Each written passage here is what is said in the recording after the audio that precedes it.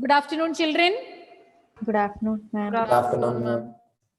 So we were dealing with the chapter breathing and exchange of gases. So today we'll be learning about the exchange of gases taking place. We have already learned about the details of the respiratory system in human beings and the site of exchange where the exchange of oxygen and carbon dioxide is taking place. So let us learn how the exchange of gases is taking place.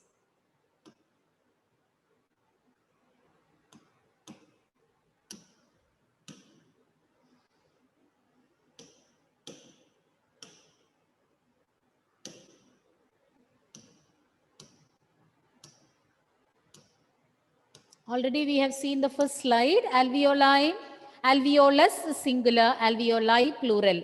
These are the primary sites of exchange. Primary sites. Again, exchange will be taking place between the blood and tissues. So between the blood and alveoli, it is taking place. So alveoli are the primary sites of exchange. Further, it will be taken up from the alveoli. Oxygenated blood or blood will take up oxygen and it will be transported to the blood to the tissues. So there the exchange of gases will again take place between the blood and tissues. The method of gaseous exchange involves simple diffusion. Diffusion means movement of molecules from a region of higher concentration to a region of lower concentration based on pressure and concentration gradient. So pressure differences play a major role, and at the same time concentration gradient, higher concentration to lower concentration, the molecules will be moving. And the different factors that influence diffusion include the solubility of the gases, its solubility in the medium which is transporting these gases, and the thickness of the membranes involved. And the membrane where the exchange is taking place, whether it is alveoli or wherever the exchange of gases is taking place, the membrane should be very thin and delicate. Only then better exchange of gases can take place. Now next, let us learn about partial pressure. Already I told you concentration gradient and pressure plays a very important role in the exchange of gases. So partial pressure of gases. Now partial pressure means the pressure contributed by an individual gas in a mixture of gases. So in a mixture of gases, what is the pressure contributed by a particular gas, an individual gas? Imagine a few gases mixed together and they are forming a mixture of gases. In that, the partial pressure of each gas can be different. Suppose partial pressure of oxygen will be the pressure contributed by oxygen in a mixture of gases. So partial pressure means it's a pressure contributed by an individual gas in a mixture of gases that plays a very important role in facilitating the exchange of gases. Now take the case of oxygenated blood. The partial pressure of oxygen in oxygenated blood is 95 millimeters of mercury. That is a unit of pressure, millimeters of mercury. So 95 millimeters of mercury is a partial pressure of oxygen in oxygenated blood, while it is 40 millimeters of mercury in tissues, because in the tissues oxygenated, the blood won't be oxygenated because the oxygen gets used up in the tissues. In the tissues or in the cells, respiration takes place, utilizing the oxygen and releasing carbon dioxide. So definitely the concentration, the amount of oxygen will be more in the oxygenated blood, maybe the alveoli also you can say, the oxygenated blood, when it is present in the alveoli, their partial pressure will be more, but when it goes to the tissues, it will be less. So the partial pressure of oxygen in oxygenated blood is 95 millimeters of mercury, but when it reaches the tissues, it becomes 40 millimeters of mercury.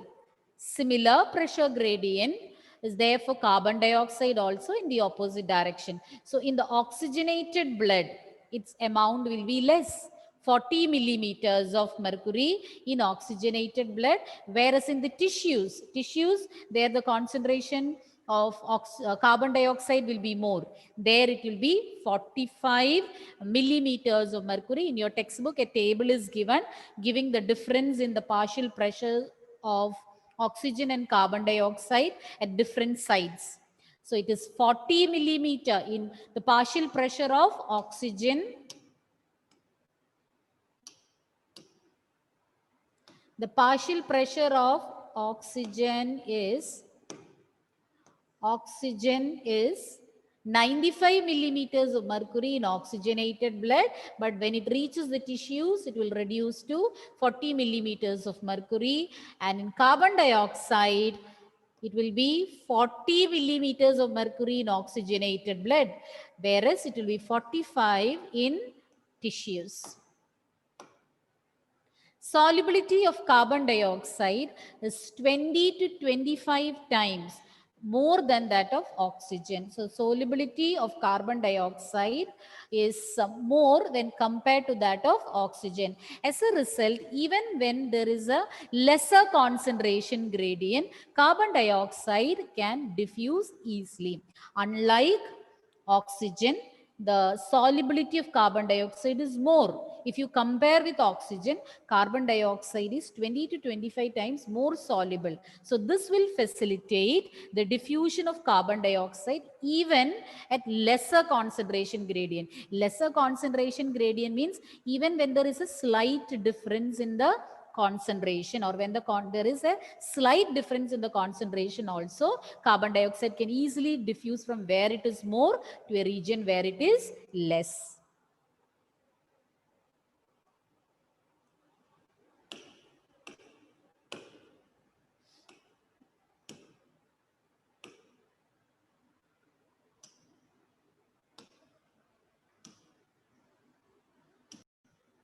Okay, now the diffusion membrane, definitely when it is taking place across the alveoli or between the blood and tissues, there will be a membrane across which the diffusion is taking place. So the diffusion membrane is made up of three major layers: the thin squamous epithelium of alveoli, the endothelium of alveolar capillaries, and the basement substance in between them.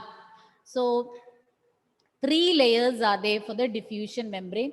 See, epithelium and endothelium. Epithelium means it's a outermost covering. It forms the outermost covering of your body organs, your external body. Skin is also a type of epithelium, stratified squamous epithelium. So it can cover the external part of your body or external part of the organs, and even it can line the internal organs also. It can line the internal organs, then cover the internal organs, cover the entire body. But endothelium is a type of epithelium which is found in the inner lining of blood vessels. So endothelium is a type of epithelium which lines the inner part of blood vessels, or it forms the inner lining of blood vessels. Then basement substance. Basement substance is non-cellular, or it is not made up of cells, and this substance will be present in between the epithelium and also the underlying tissues. So this basement membrane separates epithelium from the underlying tissues. So these are the three layers through where the gases need to pass through during diffusion: the thin squamous epithelium of alveoli, then the endothelium, which is lining the capillaries, which is found over the, or which is found in alveoli. Alveolar capillaries means, you know that alveoli, they are richly supplied with blood vessels in order to facilitate the exchange of gases. So these blood vessels are lined with endothelium and the basement substance which separates the epithelial tissue with the underlying tissues. The total thickness will be less than a millimeter, and I told you, lesser the thickness, the better or the easier will be the exchange of gases. All factors in our body are favorable for the diffusion of oxygen from alveoli to the tissue and carbon dioxide from the tissues to the alveoli. So all the factors are favorable, whether it is temperature or pH, then partial pressures of gases, all the factors, thickness of the membrane. So almost all the factors are favorable to promote the diffusion or the exchange of gases or the movement of gases from alveoli to the tissues, and from the tissues to the alveoli carbon dioxide will be exchanged, because it is in the alveoli when you breathe in the alveoli, the oxygen present in the inhaled air reaches the alveoli. So alveoli are rich in oxygenated blood. So it has to be supplied to the tissues. And once it reaches the tissues, it will get used up for respiration. And as a result, the byproduct form will be carbon dioxide. So tissues will be having more amount of carbon dioxide. So this will be diffusing. So with the help of the blood, this carbon dioxide rich blood from the tissues will be reaching the alveoli. Why? From the alveoli, it can be expelled out. From alveoli, carbon dioxide will be expelled out, whereas oxygen from the alveoli will be transported to all parts of the body or all the cells via blood. Now, transport of gases. Let us learn in detail about how oxygen and carbon dioxide are getting transported. Oxygen, 97% of it will be transported through RBC by combining with hemoglobin, forming oxyhemoglobin. That is how a major share of the oxygen gets transported. But 0.03 or just 0.3%, not 0.03, 0.3% in the plasma in the dissolved state. So major share, major part will be transported through the RBC. We already learned that oxygen is less soluble when compared to that of carbon dioxide. So through plasma, only 3% gets transported in the dissolved state. The major share will be transported through RBC with the help of hemoglobin. Whereas in case of carbon dioxide, 20 to 25% will be transported through RBC as carbaminohemoglobin, then 70% as bicarbonate ions, HCO3, and then 0.7% or 7% in the dissolved state in plasma. So this is how the gases are, these are the different ways by means of which oxygen and carbon dioxide are getting transported.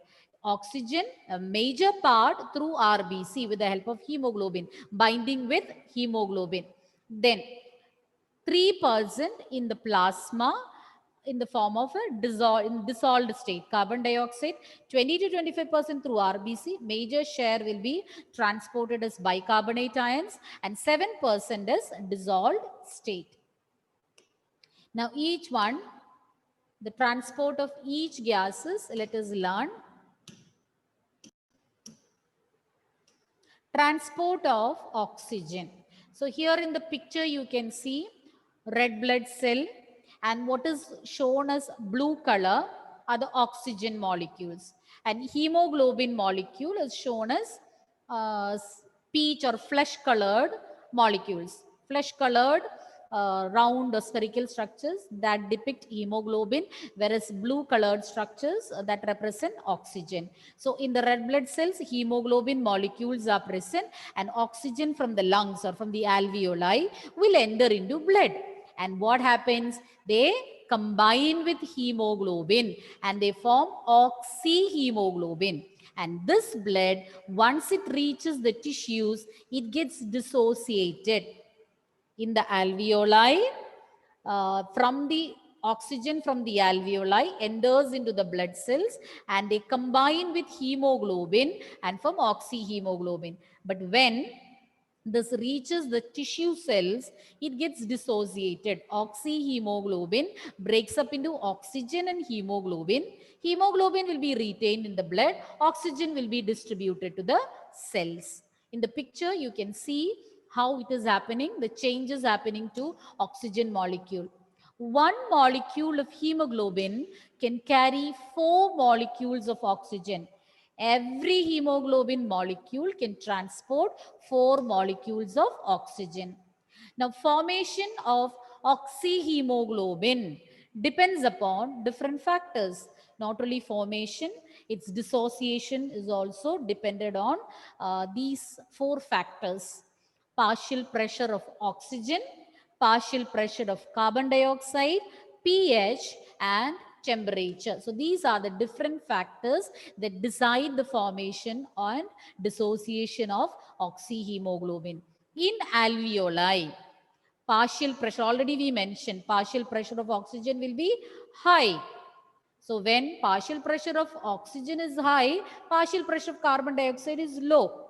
And pH and temperature also will be low in alveoli. So these conditions facilitate the formation of oxyhemoglobin. All these are the low temperature and pH, high partial pressure of oxygen, low partial pressure of carbon dioxide. These are the favorable conditions for the formation of oxyhemoglobin.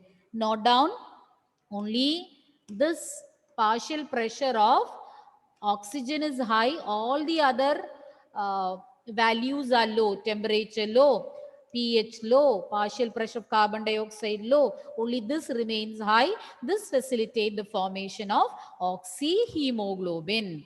And all the reverse conditions or reverse situations take place in tissues. Low partial pressure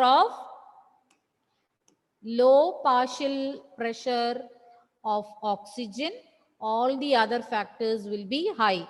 Partial pressure of carbon dioxide high, temperature high, pH high, pH or hydrogen ion concentration. So these are the conditions favorable for the breaking down of oxyhemoglobin. So once it reaches the tissues, because of these conditions prevalent, it will break down into oxygen and hemoglobin. Hemoglobin will be retained within the blood cells and oxygen will be released out into the alveoli, and from the alveoli it will be expelled out. Okay, children? Any clarification needed? No. Okay. So these values, see, if you alveoli, definitely you know partial pressure of oxygen will be high, and tissues, you know, partial pressure of carbon dioxide high. Remaining all the other values will be just the opposite. Okay. When partial pressure of carbon dioxide is high, partial pressure of oxygen will be low. And when partial pressure of oxygen is high, partial pressure of carbon dioxide will be low.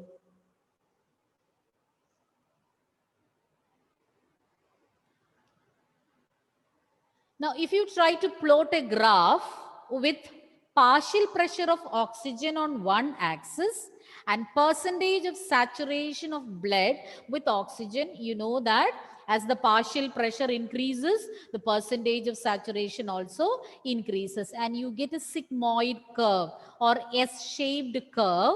And this curve is known as oxygen dissociation curve. From this, you can understand that as the partial pressure increases, accordingly, the percentage of saturation of blood with oxygen also is increasing. For every 100 ml of oxygenated blood, 5 ml oxygen can be delivered to the tissues under normal physiological conditions. Under normal cases, for every 100 ml of oxygenated blood, 5 ml of oxygen can be supplied to the tissues. So what is oxygen dissociation curve? It's a curve that we get when you plot percentage of saturation of blood with oxygen. Blood, to be specific, hemoglobin, is plotted against partial pressure of oxygen, and you get an S-shaped curve. You call it a sigmoid curve. It indicates that with increase in partial pressure, percentage of saturation of blood with oxygen also increases.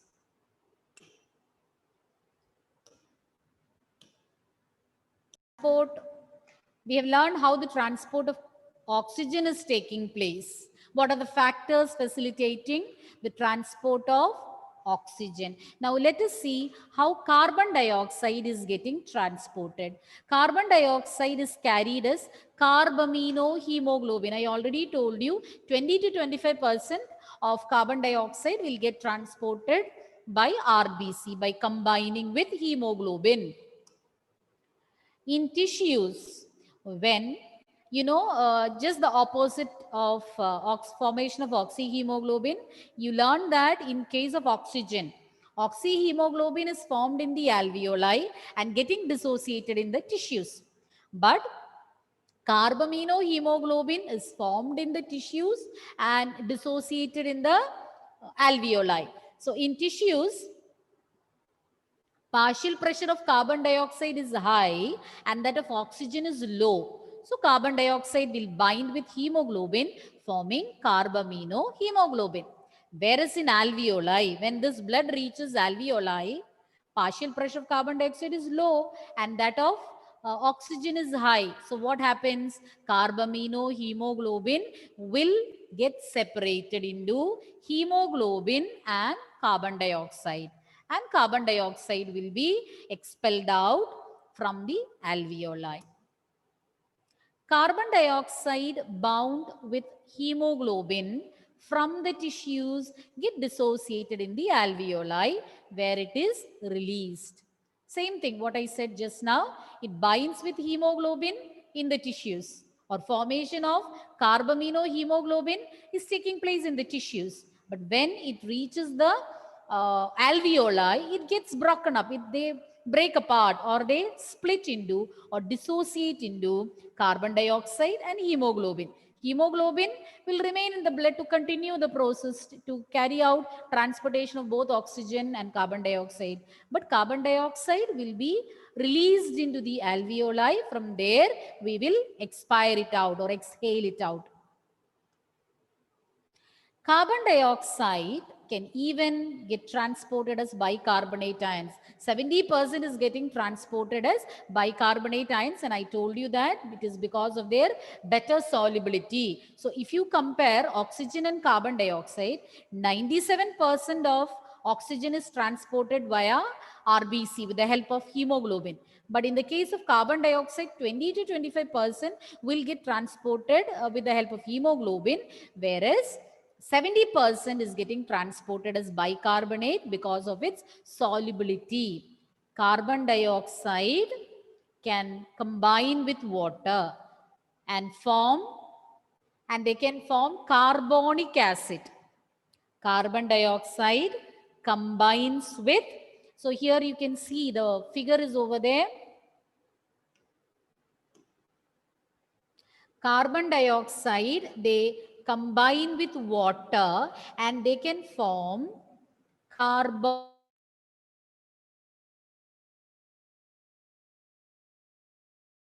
ions and hydrogen ions.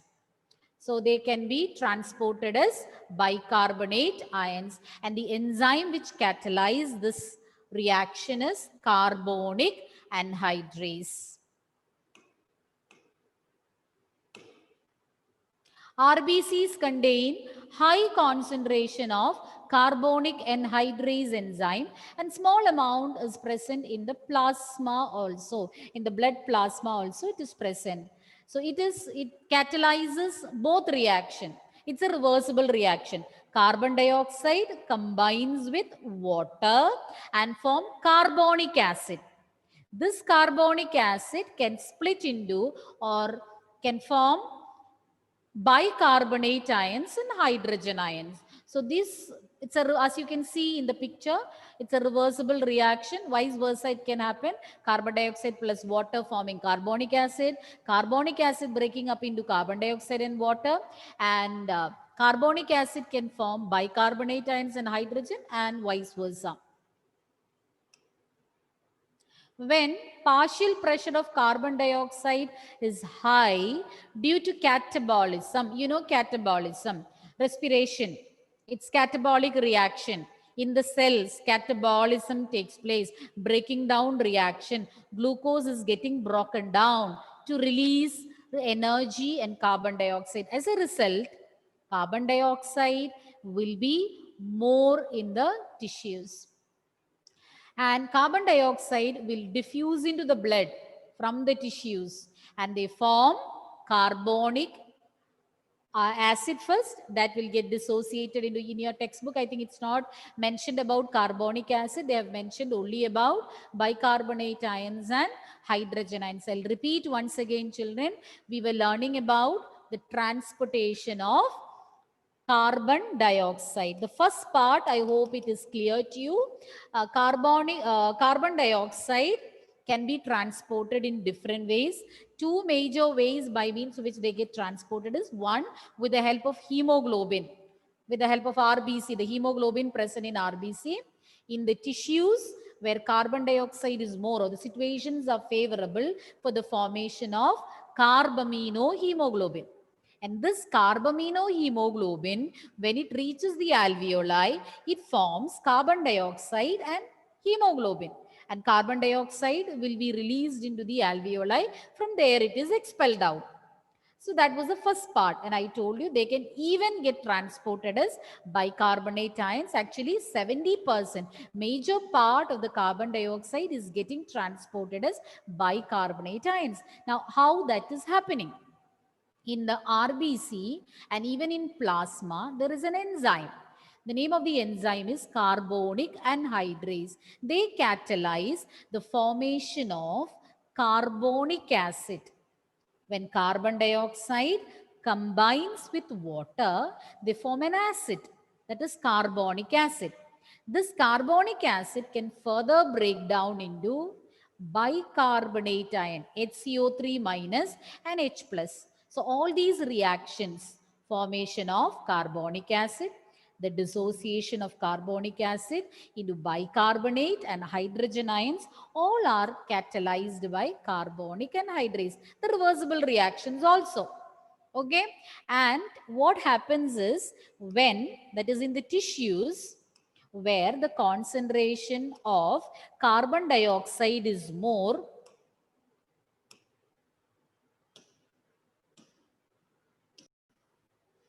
when partial pressure of carbon dioxide is high, where it is high in the tissues. Why it is high in the tissues? Because of catabolism. The breaking down, glucose is getting broken down to release energy and carbon dioxide in the cells. So there the amount of carbon dioxide will be more. So partial pressure of carbon dioxide is more. So there, yes. Ma'am, should we learn that equation, carbon dioxide plus water? Yes, you need to. It's there in the textbook. You have to learn. Okay, so there what happens is, here it is given, it will form bicarbonate ions and hydrogen. So in the tissues where the concentration of carbon dioxide is more, or where the partial pressure of carbon dioxide is more, it will form bicarbonate ions and hydrogen ions. So first what is formed? Carbonic acid will be formed. So in the tissues where the concentration of carbon dioxide is more, so they will form carbonic acid. This will split into bicarbonate ions and hydrogen ions. And but when this blood with this bicarbonate ions reach the alveoli, where the partial pressure of carbon dioxide is low, they get dissociated, or they form again carbon dioxide and water. And carbon dioxide and water will be expelled out, which will be removed from your body. And carbon dioxide, which is trapped in the tissue as bicarbonate ions, which will be released in the alveoli. So carbon dioxide, either they can get some amount, 20 to 25% will get transported in the form of carbaminohemoglobin. So in the tissues, carbaminohemoglobin can be formed, and once it reaches the alveoli, it can again form carbon dioxide and hemoglobin. And 70% of them will form bicarbonate ions, where in the tissues the amount of carbon dioxide is more, so there they will form carbonic acid. They combine with water and form carbonic acid. This carbonic acid will split and form bicarbonate ions and hydrogen. And when the blood carrying this bicarbonate ions reach the alveoli, where the partial pressure of carbon dioxide is low, they will again form carbon dioxide and water. And carbon dioxide, you know what happens, as we said in the case of oxygen. So the waste can be other gas that need to be expelled out. The carbon dioxide will be expelled out from the alveoli. For every 100 ml of deoxygenated blood, 4 ml of carbon dioxide will be delivered. So in case of oxygenated blood, we said for every 100 ml of oxygenated blood, 5 ml of oxygen can be transported to the tissues. And here, for every 100 ml of deoxygenated blood, 4 ml of carbon dioxide can be transported or delivered to the alveoli, from where it can be removed out or expelled out from the body. Is it clear, children? So next two topics we will learn in the next period. So quickly, can we have a recap? We started with the transportation of gases and transportation of oxygen. So one of you summarize transportation of oxygen. What are the conditions? 4 conditions necessary or which will influence the transport of oxygen. Nandana, 4 factors. Partial pressure of oxygen, partial pressure of carbon dioxide, the pH level, and the temperature. Yes. And Anna, what about these conditions in the alveoli? These The 4 conditions. partial oxygen level should be high, and partial carbon dioxide pH level temperature should be low. Okay. So this will facilitate what? When all these conditions are there, what will happen? This will Result carry in the formation of which? oxyhemoglobin. Oxyhemoglobin. And this oxyhemoglobin will move and reach the tissues. Then what will happen, Nevin? When oxyhemoglobin reaches the tissues, what will happen? Oxyhemoglobin will remain as such, or will there be any change for this molecule? Will be absorbed by the cells and it turns to Entire oxyhemoglobin. Then we'll become very anemic. Blood will not be having hemoglobin if it is used up. Didn't understand. Malavika? Oxyhemoglobin dissociate. And form? When they dissociate, what are the two substances being formed? It will result. Oxyhemoglobin forms. Upon dissociation, they'll form Oxygen.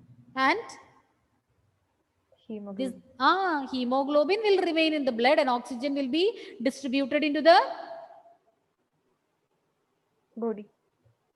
specific. Be specific. Which part? Where is respiration taking place? Lungs. Lungs. That a small child, KG child can say that. Where is respiration? Be specific in answering. Where does you know what is respiration? Breaking down of glucose to release energy. Where is that happening? Cells. Cell.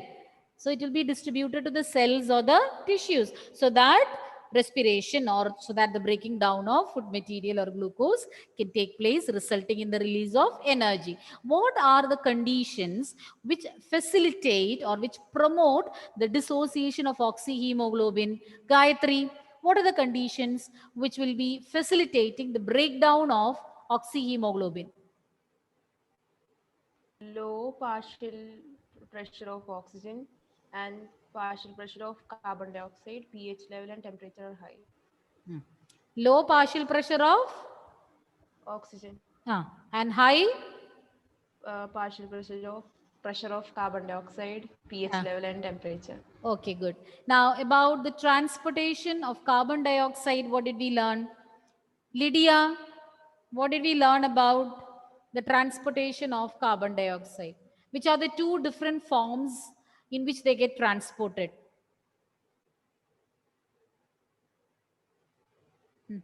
They can be transported as dash and also as dash. Alveoli. You heard my question? In which two forms or which are the two forms? Tissue. Yes? Yes, ma'am. Yes, Lydia. How do they get transported? In two ways, in two forms, you can they get transported. Punya, Carbonic acid and bicarbonate ion. one more. Carbonic acid will dissociate and form bicarbonate ions. As soon as it is formed, they'll break and form bicarbonate ions and hydrogen. Okay, so that is one form. Getting transported as bicarbonate ions. Which is the other way? 20 to 25% 20 to is get 25 through RBC. as what? What do they form? Carbamino Carbamino hemoglobin. So carbamino hemoglobin formation will take place. Now read, where is carbamino hemoglobin being formed?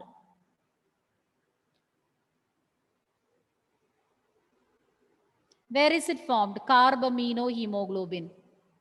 in the tissues. It is formed in the tissues. Where do they get dissociated, Rijas? Where is carbamino hemoglobin dissociating into carbon dioxide and hemoglobin? Rijas, are you there? Donna? Donna? Children, if you are there, where did you go? Went to have tea or lunch? Then tell me the answer. If you were there, you would have heard the question. No? Tell me the answer. Rijas, first of all, you unmute. I didn't hear the question. Because you were not there, you came and sat just now. Am I right? Tell me the truth. That's what. Donna, where did you go? Tell me that. Getting dissociated into carbon dioxide and hemoglobin.